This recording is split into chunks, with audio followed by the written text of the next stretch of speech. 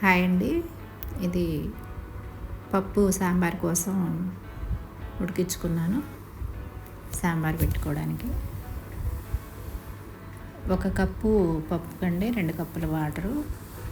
ఇందులో ప్రెషర్ కుక్కర్లో త్వరగా ఉడికిపోతుంది కాబట్టి 2 కప్పులు తక్కువ పోసుకున్నా ఉడికిపోతుంది. కొంచెం వాటర్ కొన్ని వాటర్లకి పప్పు తొందరగా ఉడకదండి. ఆ వాటర్ అయితే మాత్రం 4-5 విజిల్స్ అలా రానివ్వాలి. సాంబార్కి వచ్చేసి నేను 4 విజిల్స్ రానిచ్చాను. 4 విజిల్స్ తర్వాత ఇట్లా మెత్తగా ఉడికిపోయింది. కొంచెం ఏమన్నా మెత్తగా ఉడకలేదు అనుకుంటే మాత్రం ఒకసారి మిక్సీలో వేసేసుకుంటే మెత్తగా ఉంటుంది. అది సాంబార్ కూడా అనకలిసి ఉంటుంది. పప్పులు కనిపించినా కూడా సాంబార్ చిక్కగా రాపోయినా కూడా బాగోదు. కొంచెం సాంబార్ చిక్కగా ఉంటేనే మనం తినడానికి కూడా బాగుంటుంది. అయితే పసుపు, ఉప్పు, కారం ఇందులోనే వేసేసి మెదిపేటప్పుడే వేసేయాలండి. తర్వాత వేస్తే ఆ కారం అంతా పైకి ఇలా వాటర్ మీద తేలుతుంది. అందుకే పప్పులో వేసుకొని తిప్పేసి వాటర్ కలిపి పోసేసుకోవాలి. అది కారం పెద్ద ఘాట్లేదండి, లేకపోతే ఇంత కూడా వేయను అసలు.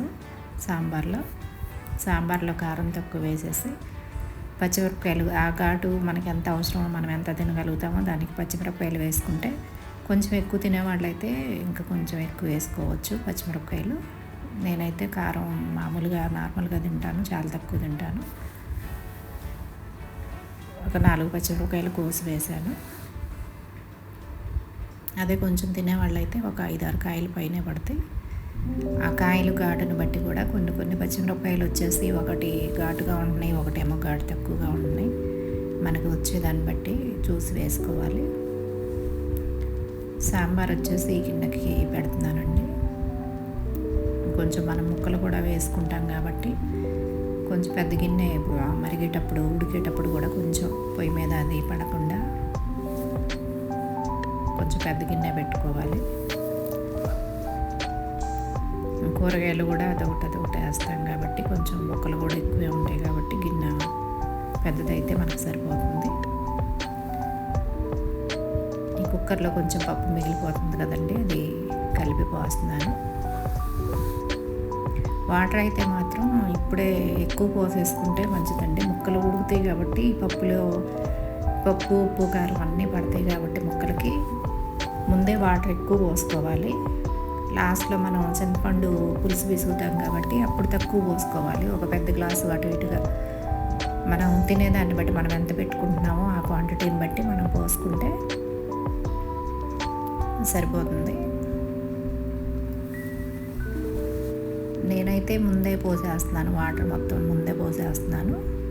ఆ ముక్కలు ఉడికిపోయి ముక్కలు రసం కూడా దిగుతుంది కాబట్టి మళ్ళీ వాటర్ పోస్తే ఏదైనా ఏ కూర అయినా అండి, చికెన్ కూడా అలాంటివి కూడా కొంచెం వాటర్ తర్వాత పోద్దాము, ఉడికేకపోద్దాం అట్లా పోస్తుంటే చాలా టేస్ట్ తేడా వస్తుంది. ఎంత పడతాయో అంత చాలా వరకు మినిమంగా చూసుకొని పోస్తే కొంచెం ఏదో తక్కువైతే కొంచెం పోస్తే బాగుంటాయి, కానీ మరి ఎక్కువ వేసుకున్నా కూడా ఏ కూర టేస్ట్ ఉండదు. తర్వాత పోసుకుంటే ముందే పోసేసుకుంటే బాగుంటాయి. అయితే సాంబార్లో ఒక క్యారెట్ వేస్తున్నానండి. ఒక క్యారెట్, 2 టమాటాలు, సొరకాయ వేసాను, సొరకాయ సగం ముక్క వేసాను, 2 ములక్కాయలండి, పచ్చిమిరపకాయలు ఒక 4 వేసానండి. అవి కోసినవి అన్నీ కూడా వేయలేదు, వేరే కూరకు కూడా యూస్ అవుతాయని పక్కన పెట్టాను. ములక్కాయలు మాత్రం లేతకాయలు దొరికినాయండి, త్వరగా ఉడికిపోతాయి. ఒక ఉల్లిపాయ, 2 టమాటాలు కోసి వేసుకుందాం. కొంచెం అదొకటి అదొక కూరగాయ అలా వేసుకుంటే కూరగాయ ముక్కలు వచ్చేసి చాలా అయిపోతాయి.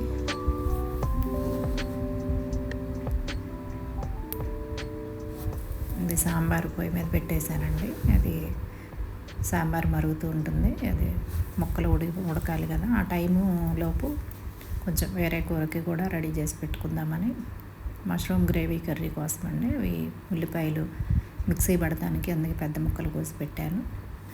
ఇది వచ్చేసేమో పెసరపప్పు అండి, పచ్చ పెసలు నానబెట్టి గారెల కోసం అవి రుబ్బి పెట్టేసుకున్నాను. రుబ్బి అన్నీ చేసి రెడీగా పెట్టేసుకున్నాను. ముక్కలు ఉడికిపోయినాయండి. ఇప్పుడు చింతపండు పేస్ట్ వేసుకుందాము. అంత పేస్ట్ అయితే సరిపోతుందండి. అంటే పులుపు మరీ వేయట్లేదు, సాంబార్లో మరీ పులుపు ఇష్టం ఉండదు, కొంచెం తక్కువగానే వేసాను. తినేవాళ్ళైతే ఇంకా కొంచెం క్వాంటిటీ వేసుకోవచ్చు. అది సరిపోతుందని టమాటాలు 1-2 వేసాను కదా, అవి ముక్కలు ఇష్టం కదా, ఫస్ట్ ముక్కలు లేకుండా వేసుకోం కాబట్టి ముక్కలు ఎక్కువగా ఉండాలని 2 టమాటాలు వేసాను. అది సిమ్లో పెట్టేసండి. చింతపండు వేసిన తర్వాత కొంచెం తక్కువగా మరిగితేనే బాగుంటుంది. మరీ ఉడికినా కూడా చింతపండు ఫ్లేవర్ వచ్చేస్తుంది. ఆ ఫ్లేవర్ కన్నా కూడా కొంచెం ఒక 5 నిమిషాలు సిమ్లో పెట్టేసేసి ఇటు తాలింపు పెట్టుకుంటూ అది సిమ్లో పెట్టేసి తాలింపు పోసిన తర్వాత కట్టేసుకుంటే బాగుంటుంది. ఇది సాంబార్ కోసం అండి తాలింపు. నూనె కొంచెం ఎక్కువ వేసుకుంటాను. పచ్చిమిరపకాయలు వేసి జీలకర్ర ఆవాలు వేసాను. వేగిపోయిన తర్వాత ఒక ఎల్లిపాయ అండి, కొంచెం అల్లం వెల్లిపాయ పేస్ట్ కొంచెం వేస్తాను, కానీ ఎల్లిపాయ ఫ్లేవర్ అయితే కొంచెం ఎక్కువగా ఉండాలి అల్లం ఫ్లేవర్ కన్నా, అందుకే విడిగా ఒక 2 కొట్టి వేసాను. ఇప్పుడు అల్లం వెల్లుల్లి పేస్ట్ కొంచెం వేస్తాను. అది టేస్ట్ చాలా బాగుంటుంది. ఒకసారి ఎప్పుడు వేసుకోకపోతే మాత్రం ఒకసారి ట్రై చేయండి. ఆ ఫ్లేవరు నచ్చితే మాత్రం ఫాలో అవ్వచ్చు. చాలా బాగుంటుంది. కొంచెం వేరే టేస్ట్, వేరే ఫ్లేవర్ వస్తుంది. డిఫరెంట్గా అయితే కనిపిస్తుందండి. కంపల్సరీ ఒకసారి వేసుకొని చూడండి. అల్లం వెల్లుల్లి పేస్ట్ చాలామంది వేసుకోరు, నేనైతే వేస్తాను. కొంచెం కరివేపాకు వేగిపోయిన తర్వాత కొంచెం కొత్తిమీర వేసుకోవాలి. తాలింపులో వేగిన కొత్తిమీర ఫ్లేవర్ వేరు ఉంటుంది, విడిగా పచ్చిగా వేసిన కొత్తిమీర ఫ్లేవర్ వేరు ఉంటుంది. అయితే నేను సాంబార్లో ఇలా వేస్తాను, కొంచెం పైన కూడా పచ్చిది వేస్తాను. ఆ వేడికి మగ్గిపోయి తినేటప్పుడు మనకి తగులుతూ బాగుంటుంది. చికెన్లో కానీ సాంబార్లో పప్పులో కూడా అలాగే వేస్తాను నేను. చాలా వరకు పచ్చిది పైన వేస్తాను, కొంచెం తాలింపుల్లో కూడా వేస్తాను. కొత్తిమీర కూడా చాలా ఎక్కువగానే వాడతాను, ఉంటే మాత్రం బాగా వాడతాను. ప్రతి కూరలో కొత్తిమీర వేస్తూనే ఉంటాను. ఇదండి, నచ్చితే కనుక లైక్ చేసి, షేర్ చేసి, సబ్స్క్రైబ్ చేయండి. బాయ్ అండి.